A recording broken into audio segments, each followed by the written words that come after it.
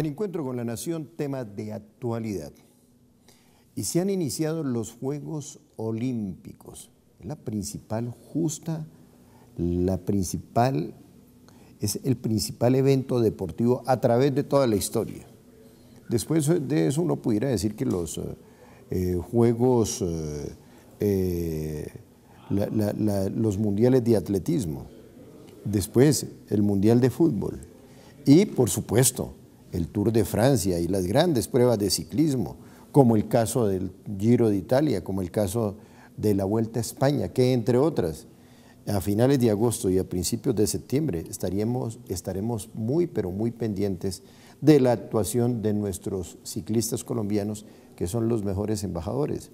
Allí estarán en la Vuelta a España Nairo Quintana, enfermo y todo, podio en Francia. Excelente la actuación de este gran embajador. Estará Johan Esteban Chávez y estará Miguel Ángel Superman López. Vamos a tener los tres principales ciclistas en diferentes equipos, el Astana, el Movistar y Orica Green, que es donde corre Chávez.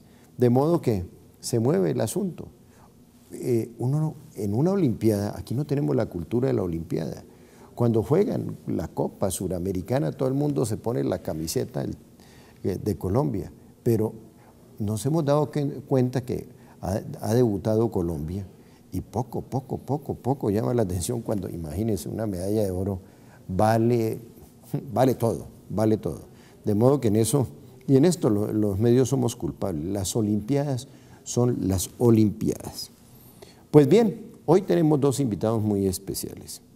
El doctor Gerardo Viña Vizcaíno, él ha sido viceministro del Medio Ambiente y hoy por hoy es el presidente, Gerardo Viña Vizcaíno, el presidente de la Asociación Colombiana de Ingenieros de Ingeniería Sanitaria y Ambiental. Y está el doctor Horacio Gómez Aristizábal.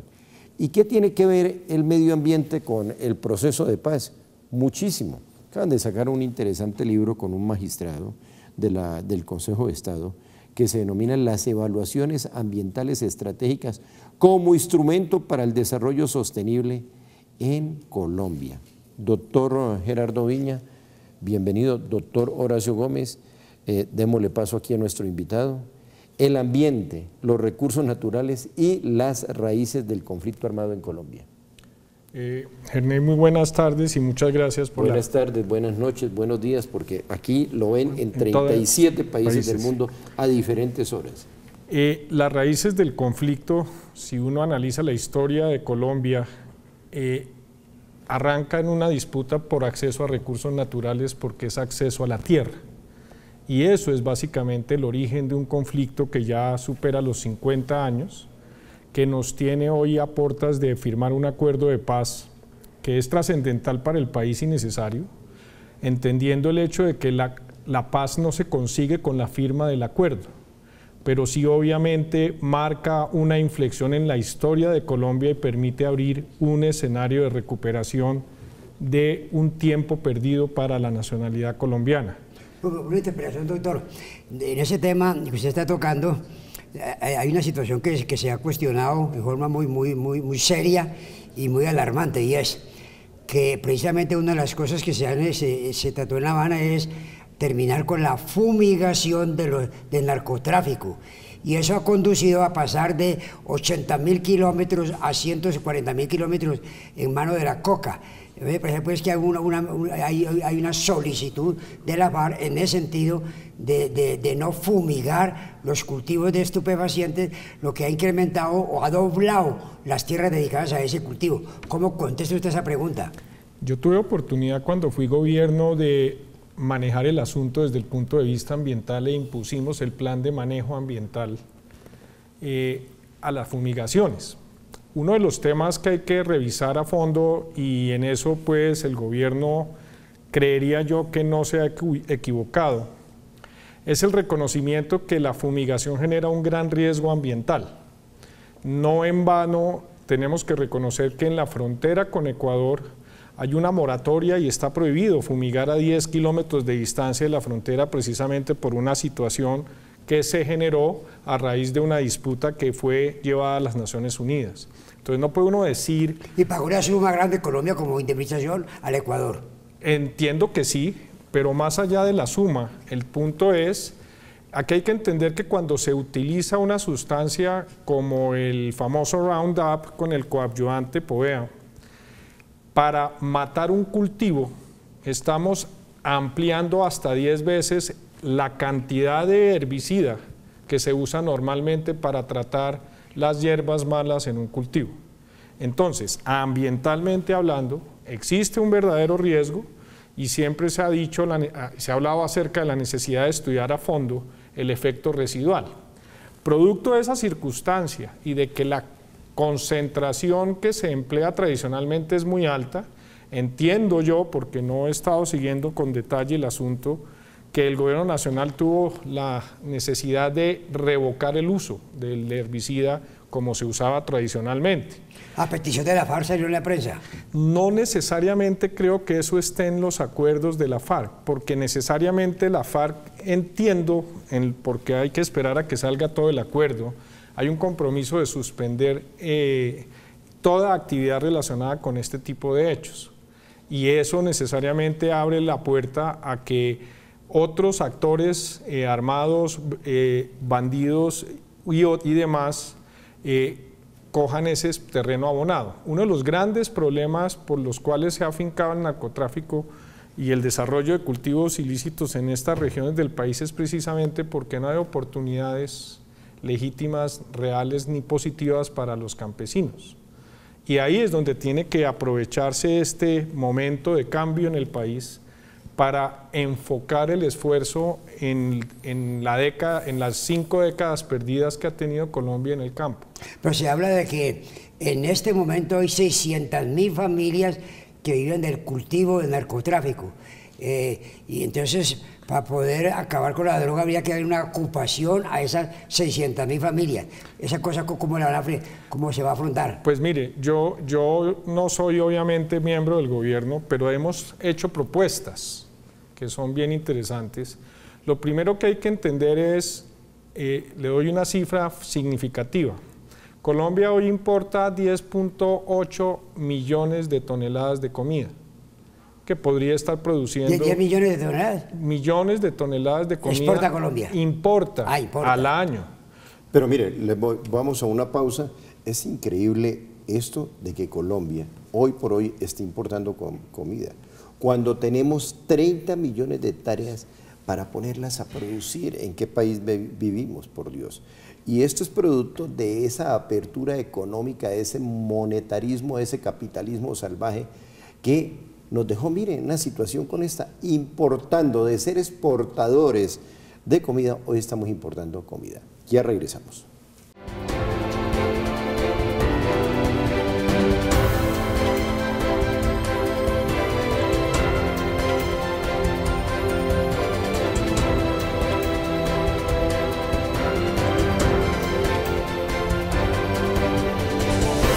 Hacemos una radiografía, mire.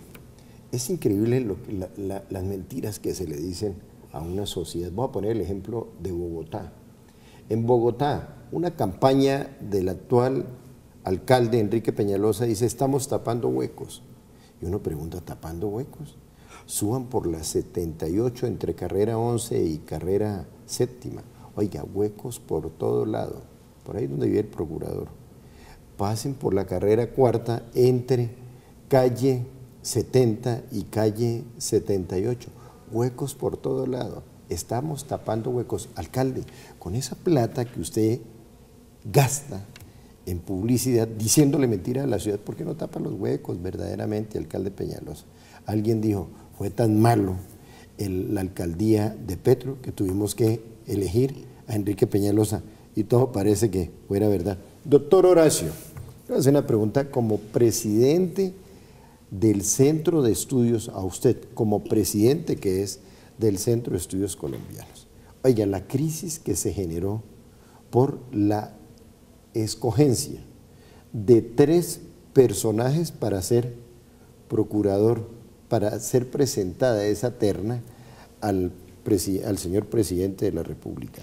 El presidente, pero déjeme, yo entro en contexto, doctor, para que los televidentes sepan a qué me estoy refiriendo. Mire, nombraron a un doctor Arrubla con muy buena hoja de vida, expresidente de la Corte Suprema. Columnista del Siglo, compañero mío en ese periódico. Nombraron a un expresidente del Consejo de Estado, pero la piedra en el zapato estuvo con un señor, Wilson Ruiz Orejuela. Mire, y hay que leer, está denunciado por Noticias 1, tuvo que salir de la Procuraduría, porque en viva voz habla de mermeladita, de platica, para negociar las decisiones de la Procuraduría. El procurador tuvo que salir. Denuncia que hace el doctor Ramiro Bejarano en sus columnas. Doctor Ramiro Bejarano, de mucha credibilidad. Muy respetable, Ramiro. Muy respetable. Por otro lado, doctor, se presentó para ser consejero de Estado y unos consejeros pusieron el grito en el cielo porque para obtener el título de maestría en la Universidad Española de Barcelona, plagió. Oiga, ¿cómo pone su partido, doctor, a personajes con estas características? No, bueno, un momentico. Cuando aspiró, ese es otro tema, ay, qué bueno que usted lo plantee, ese es otro tema. Cuando fue escogido por la Cámara de Representantes, se presentó como si fuera de la U, cuando fue escogido para ser magistrado del Consejo Superior de la Judicatura. Se presentó como si fuera de la U. Ahora se está presentando como si fuera candidato, como si fuera miembro del Partido Conservador. ¿Qué le pasa a su partido, doctor Horacio? Usted que es presidente del centro de estudios donde se lanzan las ideas del partido. ¿Qué está pasando? Más grave que lo que usted está diciendo es qué causas, qué motivos determinan esa situación. Y es lo que tanto se ha cuestionado a la Corte Constitucional al tumbar la famosa reforma de equilibrio de poderes. El equilibrio de poderes, entre otras cosas, le prohibía esa manipulación que tienen las altas cortes en la elaboración de ternas, como este caso. Entonces esas ternas se elaboran con un criterio de nepotismo, con un criterio de favoritismo, con un criterio de amiguismo. Entonces incluyen personas tan cuestionadas como Wilson Ruiz, que es de notoriedad pública los cuestionamientos que se le han hecho a él en el campo de la ética, en el campo de la capacidad académica y en el campo del desempeño que ha tenido en algunos cargos. De suerte pues que mientras la Corte siga teniendo ese poder político para influir en la designación de los altos funcionarios de la cúpula de la justicia, se sigue habiendo esas filtraciones tan lamentables que personas cuestionadas moralmente, académicamente, profesionalmente, por sus antecedentes, se habla de que la Procuraduría tuvo que prescindir de él por comportamientos antiéticos, figuren para el cargo más importante que tiene el país, que es el de la Procuraduría. De verdad es que a mí me parece que más grave que esa elaboración de esas listas es las mismas altas cortes que siguen con esa atribución o función, y yo pienso que realmente mientras la constituyente, como se dice, no le quite a las altas cortes esa facultad, vamos a seguir viendo ese clientelismo en el alto nivel de la justicia. Se dice que, por ejemplo, el doctor Montealegre tenía a más de 15 magistrados familiares de ellos, hermanas, sobrinas o sus novias colocadas en la fiscalía, lo que en cierta forma les creaba unas dificultades de independencia para ciertos procedimientos y para ciertas jurisdicciones y para ejercer ciertos cargos. Entonces, pues, que a mí me parece que eso es muy grave, y la Corte Constitucional cuando tumbó la reforma que llama equilibrio de poderes, incluyó en una cosa muy grave, y es en un impedimento o en un conflicto de intereses, porque la Corte Constitucional, al tumbar la norma sobre conflicto de poderes, estaba negando o tumbando un tribunal que los iba a juzgar a ellos. Es decir, había interés de parte. Con esa anulación de equilibrio de poder, a la Corte no la pueden juzgar. Entonces, después que a mí me parece que la Corte estaba impedida moralmente para pronunciarse sobre el equilibrio de poderes, porque se iba a beneficiar al derrocar o acabar el que llama Tribunal de Aforados. Vemos cómo pues arriba hay grandes cuestionamientos, y estas cosas que usted está diciendo que son muy graves van a seguir presentándose. Mire, lo que decimos aquí, para que los colombianos tengan la posibilidad, buscan en Google denuncias del Espectador, denuncias de Noticias 1 del periodista Daniel Coronel sobre este personaje, las columnas del doctor Ramiro Bejarano denunciando esto. Pero mire, vamos de mal en peor en el caso de Wilson Ruiz Orejuela.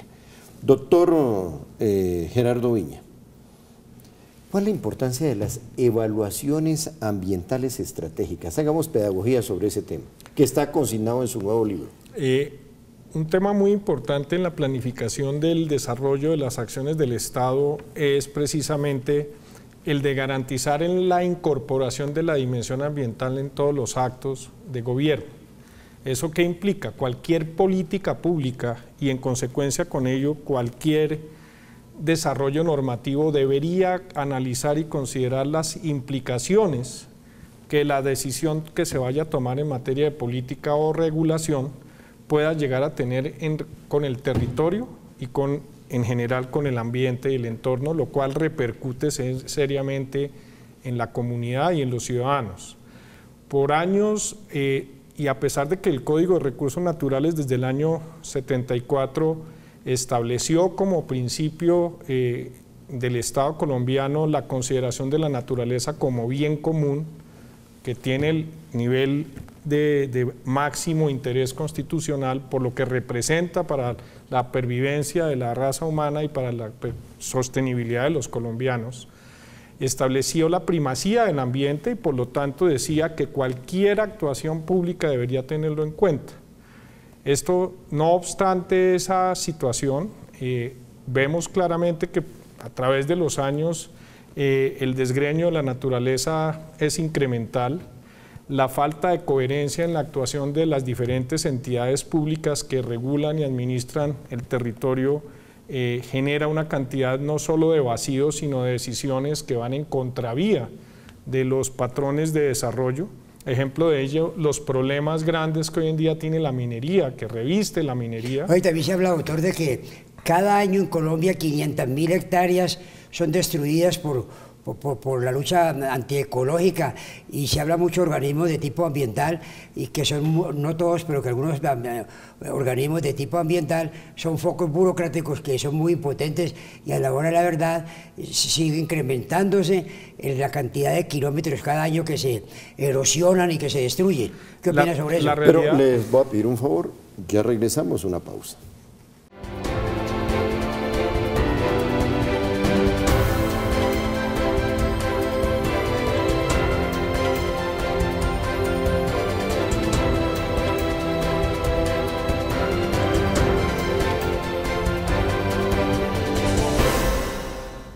Bueno, mire, y uno de los documentos más serios que se están socializando al interior de la Universidad de la Gran Colombia tiene que ver con Intercenter. Intercenter es un organismo consultor de la Organización de las Naciones Unidas, se gestó en una importante universidad europea, la Universidad de Messina, y precisamente es una revista de tipo científico académico o académico científico. Se le hizo un gran homenaje al doctor Antonio José Cancino Moreno. Su presidente, el doctor Horacio Gómez, ahora está organizando un tema donde la Academia Colombiana y principalmente Intercenter está siendo líder, como es el tema de la geologística. Ese es el siguiente tema a tocar, no solamente los temas jurídicos, sino todo aquello que tenga que ver con el desarrollo estructural de la humanidad, el desarrollo económico, el desarrollo sociológico, tanto tema geopolítico que llama la atención, y principalmente para un país como el nuestro que está tiene 4 vocaciones geoestratégicas y políticas: la vocación andina, la vocación de la Amazonía Orinoquía, la vocación del Pacífico, la vocación del Caribe.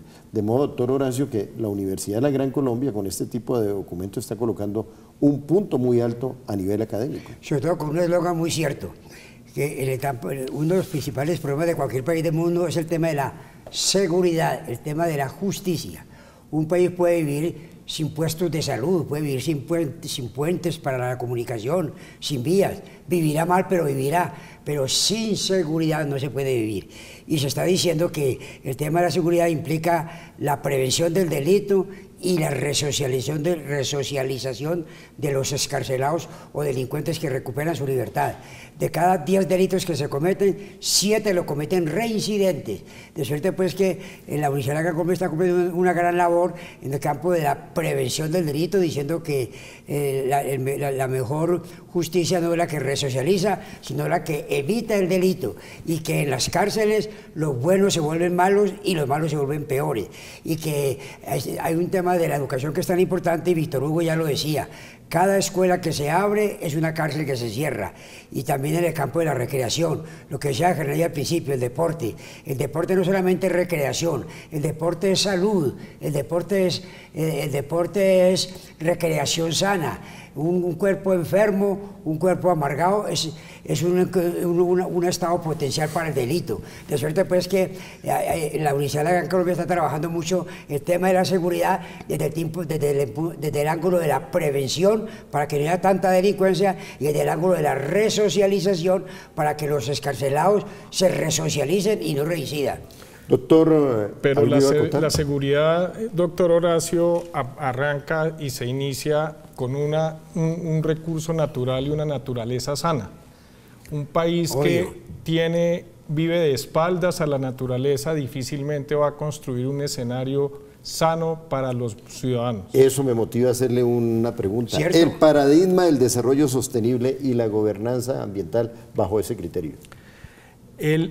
Ahí hay un elemento esencial, y vuelvo y digo, el país necesita mirar a la naturaleza. Vivimos de espaldas a ella porque el mundo moderno, que no nos invita a mirar de espaldas a la naturaleza, nos ha llevado a no tenerla en cuenta. Y necesariamente el punto de partida para la reconciliación de un país es vivir en paz con la naturaleza. Ahí arranca el ejercicio, lo cual implica también obviamente equidad social. Cuando hablamos de gobernanza, eso tiene un trasfondo importante que llega al escenario político a las más altas esferas. ¿Cómo gobernar la naturaleza? Empezando por respetarla. El respeto es uno de los elementos más importantes para construir un modelo de gobernanza. El reconocimiento del valor de la naturaleza. Solo, y no lo contestemos hoy, ¿qué pasaría si no tuviéramos agua? Esa es una pregunta esencial. No, un momentico, vamos a entrar en contexto. Es lo que le planteo a mis paisanos ahí en Ibagué, cuando estamos en una situación difícil, como es el caso de La Colosa. La mina, 460.000 hectáreas, la mina de oro abierta más grande del mundo. Yo le planteo a los tolimenses, se le puede llenar a todos sus apartamentos de oro, pero ¿qué sucede cuando no tengamos para beber agua? Ahí en esas 460.000 hectáreas, que es la mina de La Colosa, hay 68 nacederos de agua. Entonces, ¿será que podemos beber oro frente a esta necesidad? El ser humano sin agua dura 5 días sin vivir, de modo que ahí está. La gobernanza del agua se construye ordenando el territorio y racionalizando los recursos. Colombia, no en balde, es uno de los países, el tercero, entiendo, con más recursos hídricos por kilómetro cuadrado en el mundo. Eso significa que mientras un colombiano un colombiano promedio tiene 20 o 25 veces más agua que un africano promedio, lo cual implica pensar necesariamente en algo, y es hasta dónde nosotros como ciudadanos valoramos el recurso. La sequía en los llanos. Gerrey habla de la cantidad de miles de animales que se mueren en sequía con tanta agua. Claro, pero la sequía es cíclica. Entonces lo que hay que aprender, y eso es parte de la gobernanza, es a entender los ciclos de la naturaleza y a desarrollarse en función de ellos. Y sobre todo hablar de planeación hídrica. Ahí es donde viene la evaluación estratégica. Al doctor Gerardo Viña Vizcaíno tendremos que invitarlo, porque este tema ambiental es súper clave para el país. Y un dato, en 1970 Colombia era la segunda potencia en recursos hídricos. Teníamos 18.000 ríos, hoy se han ido secando, se han ido perdiendo, entre otras por la economía subterránea, Y aquí debemos destacar colombianos que hacen un gran ejercicio por la humanidad.